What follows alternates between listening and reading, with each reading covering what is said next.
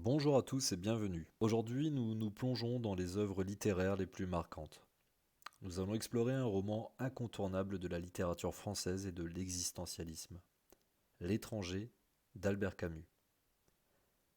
Publié en 1942, ce livre a marqué les esprits par son style dépouillé et ses thèmes profonds. Installez-vous confortablement et partons ensemble à la découverte de cet ouvrage fascinant. Avant de plonger dans le roman, parlons un peu de son auteur. Albert Camus, né en 1913 en Algérie, était un écrivain, philosophe et journaliste. Il est l'un des principaux représentants de l'existentialisme, bien qu'il ait lui-même rejeté cette étiquette.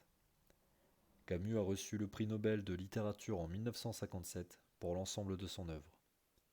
Ses écrits, marqués par la philosophie de l'absurde, interrogent la condition humaine à la recherche de sens dans un monde dépourvu de toute logique transcendante.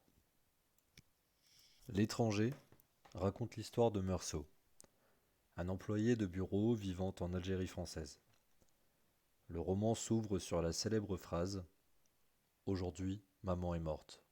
Ou peut-être hier, je ne sais pas ». Cette indifférence apparente donne le ton du récit.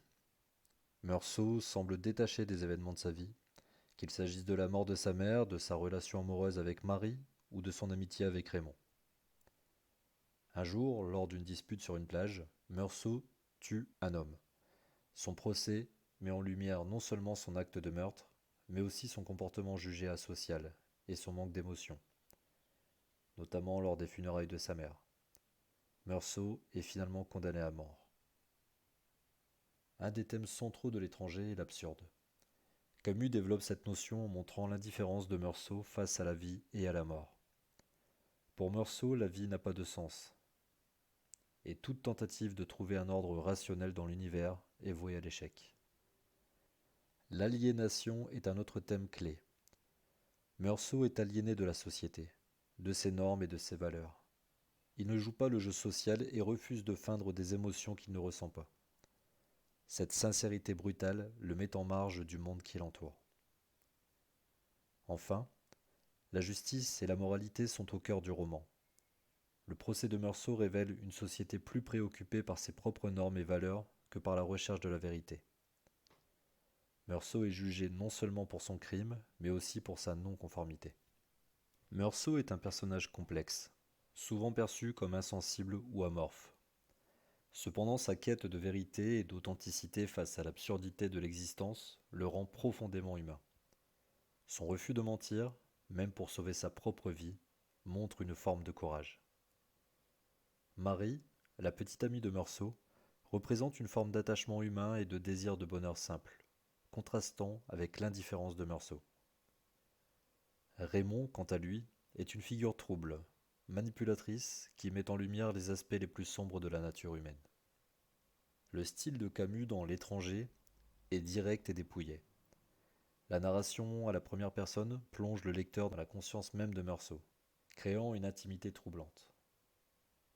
Les phrases courtes et la description factuelle des événements accentuent le détachement émotionnel du protagoniste.